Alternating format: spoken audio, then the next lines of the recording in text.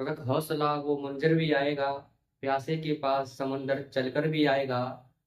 थक कर ना बैठ ए मंजिल के मुसाफिर, मंजिल भी मिलेगी और मिलने का मजा भी आएगा। सो हेलो दोस्तों, स्वागत है आपका अपने इस YouTube channel Saurabh Yadav all in one पर। तो दोस्तों, जैसा कि आप जानते हैं कि हमारे यूट्यूब चैनल पर एक NCERT page bye page series चल रही है, जिसमें हम पेज नंबर 1 से पेज नंबर 8 तक बात कर चुके हैं। आज की इस वीडियो में हम पेज नंबर 9 की बात करेंगे, जिस पर अंडाणु जनन के बारे में दे रखा है। तो जो चैप्टर चल रहा है हमारा ह्यूमन रिप्रोडक्शन, हिंदी में इसे कहते हैं मानव जनन।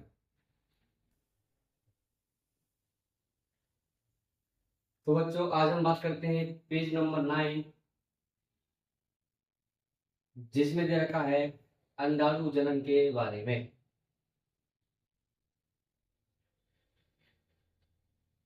इंग्लिश में इसे कहते हैं बच्चों oogenesis। oogenesis। तो बच्चों, अंडाणु जनन जो होता है, यह एक असतत प्रक्रिया होती है। यह एक असतत प्रक्रिया होती है, जो कि जो कि भ्रूणीय अवस्था में ही प्रारंभ हो जाती है तथा जब शुक्राणु अंड कोशिका के अंदर जाता है, अंड कोशिका के अंदर जाता है, तब समाप्त होती है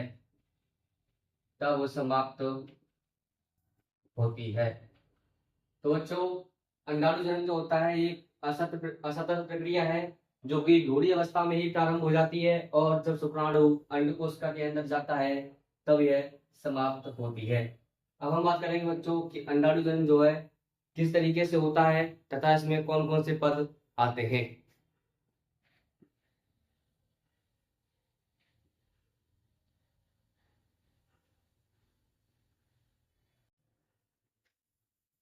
तो बच्चों, सबसे पहले हमारे पास मादा जनन कोशिका होती है। मादा जनन कोशिका होती है, इसी से बच्चों अंडाणु का निर्माण होता है। तो मादा जनन कोशिका जो होती है बच्चों, यह द्विगुणित यानी 2n होती है। इसमें वृद्धि से ऊगोनिया का निर्माण होता है। यह ऊगोनिया भी बच्चों 2n होती है। ये सब बच्चों भ्रूणीय अवस्था यानी गर्भ के अंदर ही ऐसा होता है। जब ये ऊगोनिया जो है समसूत्री विभाजन करती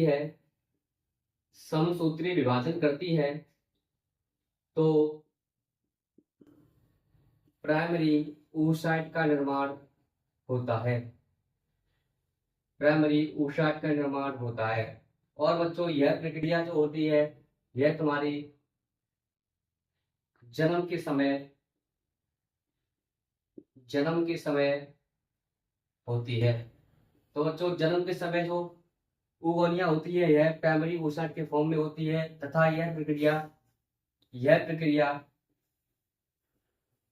प्रोफेज फर्स्ट के डिप्लोटीन अवस्था में रुक जाती है। अब बच्चों, जब अंडोत्सर्ग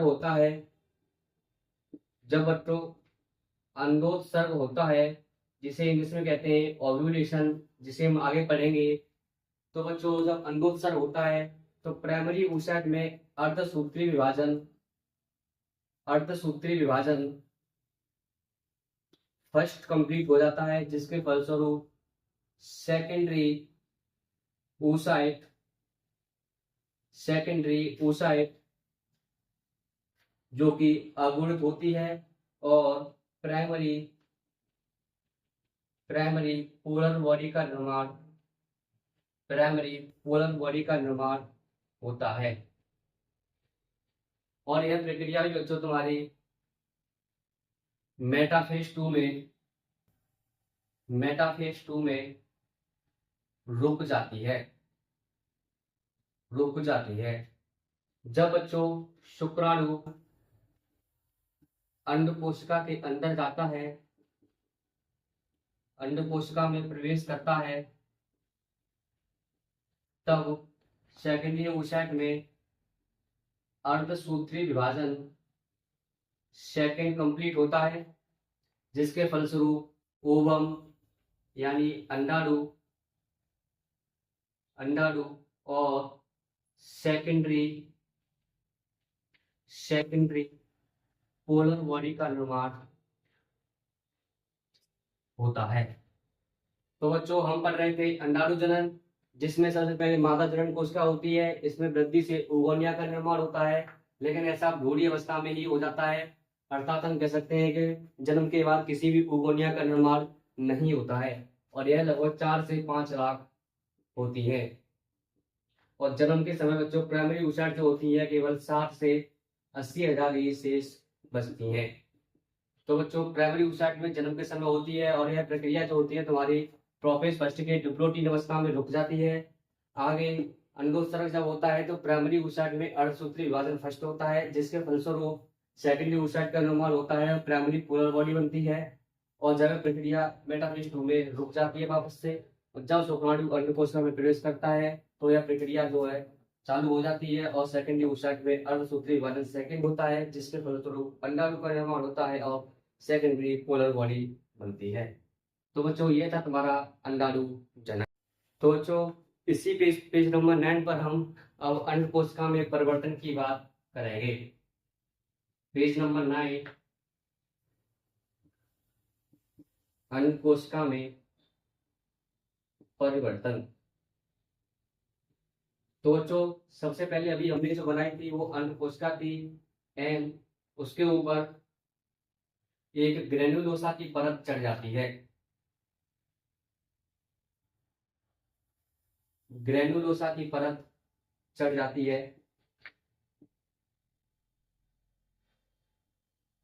जिसको हम primary, primary follicle, primary follicle कहते हैं। अब इस ग्रेन्युलोसा की परत पर बच्चों एक थैका की परत चढ़ जाती है, इसके ऊपर बच्चों थैका की परत चढ़ जाती है, तो हम इसको सेकेंडरी फॉलिकल, फॉलिकल कहते हैं। अब बच्चों ये थैका की परत जो होती है ये 2 पार्ट में डिवाइड हो जाती है।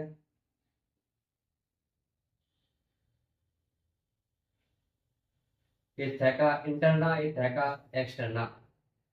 इसको हम कहते हैं थैका इंटरना, और ये होती है तुम्हारी थैका एक्सटर्ना। इसको हम कहते हैं बच्चों टर्सरी फॉलिकल, टर्सरी फॉलिकल। अब बच्चों ये टर्सरी फॉलिकल जो होती है यह ग्रेफियम फॉलिकल बन जाती है। तो बच्चों सबसे पहले इस पर अंड कोशिका है हमारे पास, इसके ऊपर एक झिल्ली चढ़ेगी, इसको हम कहते हैं जोना पेलुसड़ा, जोना पेलुसड़ा यानी प्राथमिक अंड झिल्ली, प्राथमिक अंड झिल्ली। इसके ऊपर बच्चों एक और परत चढ़ जाती है, जिसको हम कहते हैं कोरोना, कोरोना रेडिएटा यानी द्वितीयक अंड झिल्ली, द्वितीयक अंड झिल्ली, द्वितीयक अंड झिल्ली। और बच्चों इसके ऊपर एक परत पहले से ही है, जिसे हमने बोला था ग्रेनुलोसा, ग्रेनुलोसा। और बच्चों ये है तुम्हारी थैका इंटरना, ये होता है थैका एक्सटर्ना, और बच्चों यहीं पर होता है एक एंट्रम, इसे हम कहते हैं एंट्रम, एंट्रम। ये है थैका इंटरना और ये है थैका एक्सटर्ना। तो इसको हम बोलते हैं बच्चों ग्रेफियन, ग्रेफियल फॉलिकल, ग्रेफियल फॉलिकल। इस तरीके से बच्चों अंड कोशिका में परिवर्तन होता है और ग्रेफियल फॉलिकल का निर्माण होता है।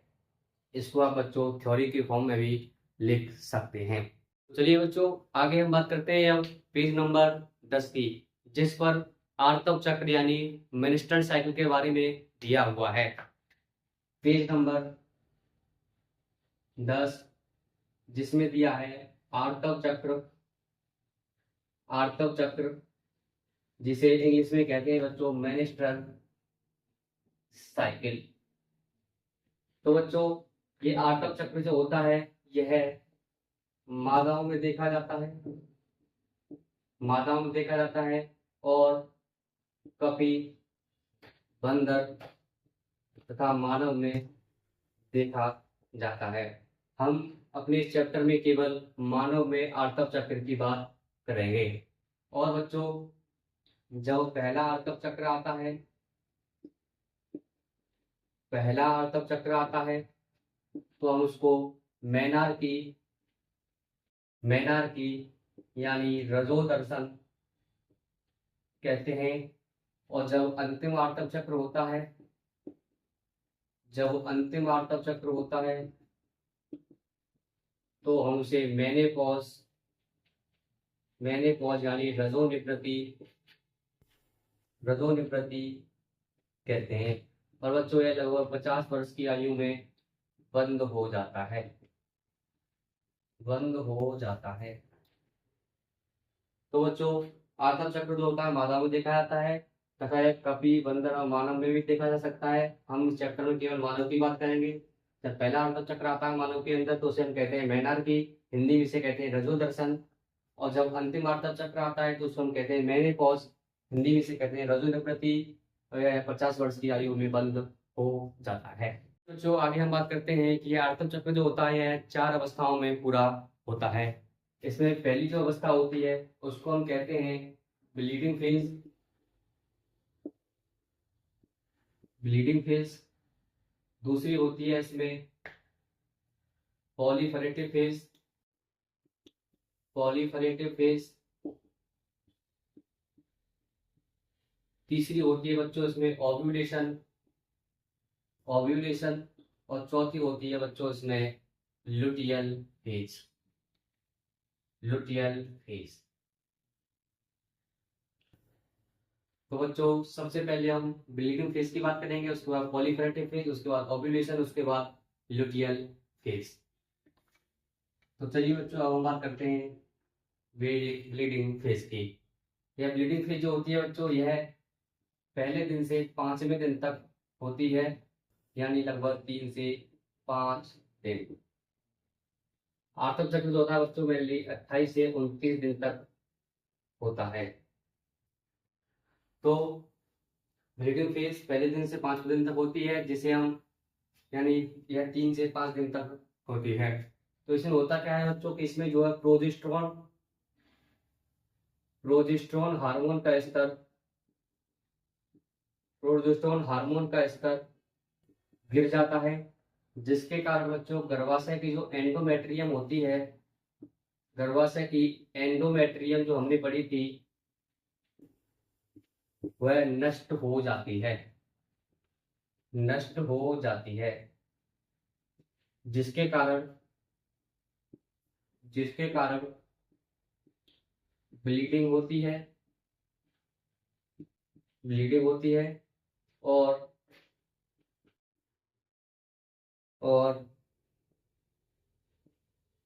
जो ब्लड होता है,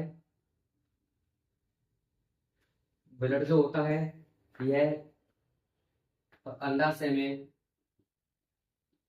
उपस्थित अंडकोशिका, अंडकोशिका ये सभी जो है वजाइना के द्वारा बाहर निकल जाते हैं, बाहर निकल जाते हैं। तो जो ब्लीडिंग फेज जो होती है इसमें प्रोजेस्टेरोन हार्मोन का स्तर गिर जाता है, जिसके कारण गर्भाशय की जो एंडोमेट्रियम होती है वो नष्ट हो जाती है, और जिसके कारण क्या होती है ब्लीडिंग होती है। अब ब्लीडिंग तो हो गई, इसके बाद जो है ब्लड होता है, और ब्लड जो अंडाशय में उपस्थित पहले से ही अंडकोश का है, यहाँ उसको बोल सकते हैं अनिषेचित अंडकोशिका। अनिषेचित अंडकोशिका यह सब वजाना के द्वारा बाहर निकल जाते हैं। ये होती है बच्चों तुम्हारी ब्लीडिंग फेज। चलिए बच्चों आगे हम बात करते हैं आर्तक चक्र में दूसरी अवस्था होती है, उसे हम कहते हैं पॉलीफरेटिव फेज। पॉलीफरेटिव पॉलीफरेटिव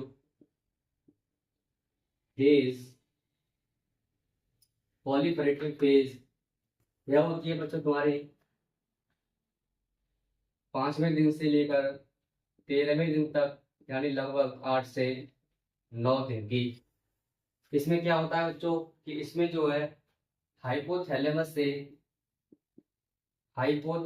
से GnRH हार्मोन का स्राव होता है, जो कि अग्रपीयूष ग्रंथि पर जाते हैं, जहां से LH और FSH निकलते हैं, जिसको जो हमने पिछली क्लास में पढ़े थे। FSH जो होता है यह ईस्ट्रोजन का स्रावन करता है, और ये प्रोजेस्टेरोन का स्रावन करता है। तो बच्चों ईस्ट्रोजन जो होता है यह गर्भाशय की एंडोमेट्रियम को पुनः निर्मित करता है और उसमें ब्लड सप्लाई देता है। तो बच्चों पॉलीफेरेटिव फेज में हाइपोथैलेमस से GnRH निकलते हैं, जो कि अग्रपीयूष ग्रंथि पर जाते हैं। यहाँ से FSH निकलता है, जो कि ईस्ट्रोजन का स्राव करता है। ईस्ट्रोजन जो होता है गर्भाशय के एंडोमेट्रियम को पुनः निर्मित कर देता है, उसमें ब्लड सप्लाई को पुनः से जो है स्टार्ट कर देता है। बच्चों आगे हम बात करते हैं आर्तक चक्र की तीसरी अवस्था, जिसे हम कहते हैं ओव्यूलेशन।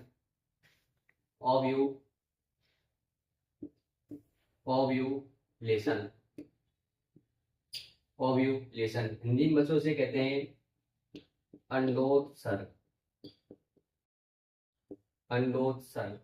तो बच्चों यह अवस्था जो होती है तुम्हारी 14वें दिन में होती है, और केवल 1 दिन की ही होती है।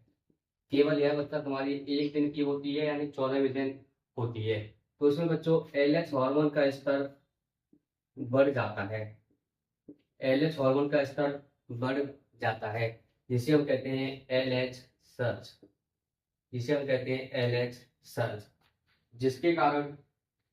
जिसके कारण बच्चों ग्रेफियन फॉलिकल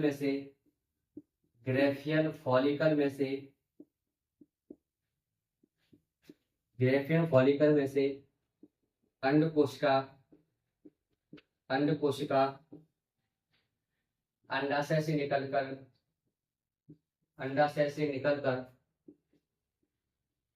निकलकर फैलोपियन ट्यूब में आ जाती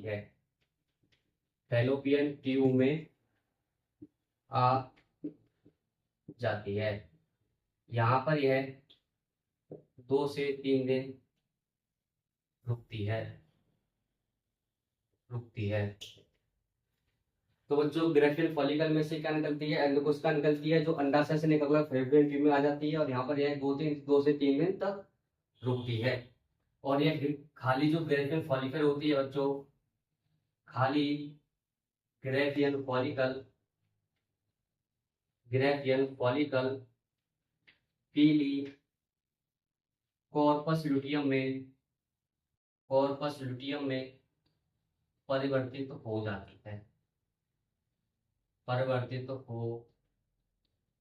जाती है।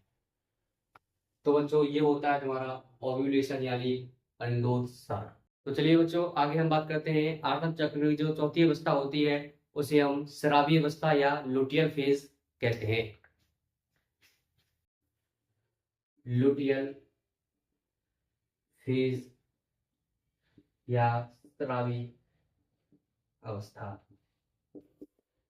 यह बच्चों 15वें दिन से 28वें दिन तक होती है, और यह 14 दिन की फिक्स अवस्था है। 14 दिन की फिक्स अवस्था है। इस अवस्था में बच्चों जो पिछली अवस्था में कॉर्पस लुटियम बनी थी, जो कि खाली ग्रेफियन फॉलिकल से बनी थी, यह कॉर्पस लुटियम अधिक मात्रा में प्रोजेस्टेरॉन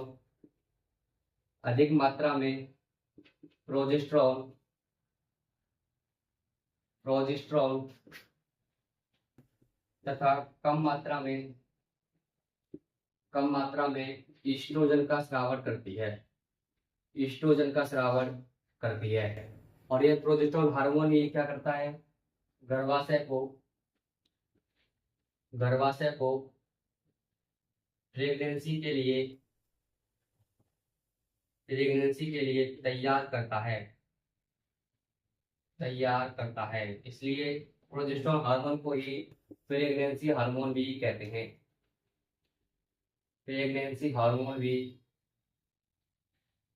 हैं। तो बच्चों ल्यूटियल फेज जो होती है यह 15 से 28 दिन तक होती है, लगभग 14 दिन की फिक्स होती है। इसमें कॉर्पस लुटियम जो बनी थी पिछली अवस्था में वह अधिक मात्रा में प्रोजेस्टेरॉन और कम मात्रा में एस्ट्रोजन का स्रावन करती है। प्रोजेस्टेरॉन जो होता है गर्भाशय को प्रेगनेंसी के लिए प्रेरित करता है, इसलिए प्रोजेस्टेरॉन को प्रेगनेंसी हार्मोन भी कहते हैं। और यदि अंड कोशिका निषेचित नहीं होती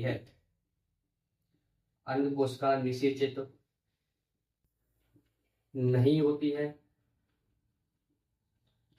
अभी हमने बताया था बच्चों की अंड कोशिका जो है यह 2 से 3 दिन रहेगी। इस दौरान यदि अंड कोशिका निषेचित नहीं होगी यानी शुक्राणु उसके अंदर नहीं जाएगा तो प्रोजेस्टेरॉन हार्मोन का स्तर गिर जाता है और वापस से आर्तव चक्र शुरू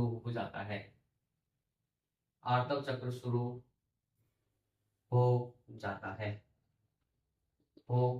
जाता है। तो बच्चों यदि अंड कोशिका निषेचित नहीं होगी तो प्रोजेस्टेरॉन हार्मोन का स्तर गिर जाएगा, वापस से जो आर्तव चक्र स्टार्ट हो जाएगा। और हमने शुरुआत भी यहीं से की थी कि जो हमने पहली अवस्था बताई थी तुम्हारे लिए ब्लीडिंग फेज, उसमें जो प्रोजेस्टेरॉन हार्मोन का स्तर गिरा ही था, जिसके कारण ही जो है आगे का सारा काम हुआ था। और वापस से यहाँ पर आकर के जो है प्रोजेस्टेरॉन हार्मोन का स्तर गिर गया है और वही काम वापस से शुरू हो जाएगा। यदि बच्चों अंड कोशिका निषेचित हो गई,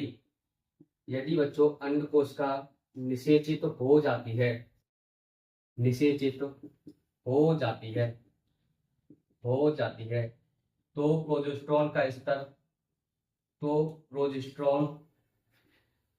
स्तर नहीं गिरता, जिसके कारण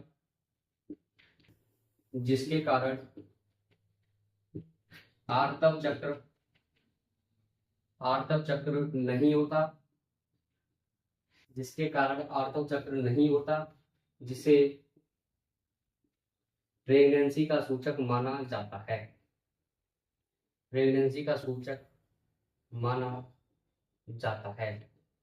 परंतु इसके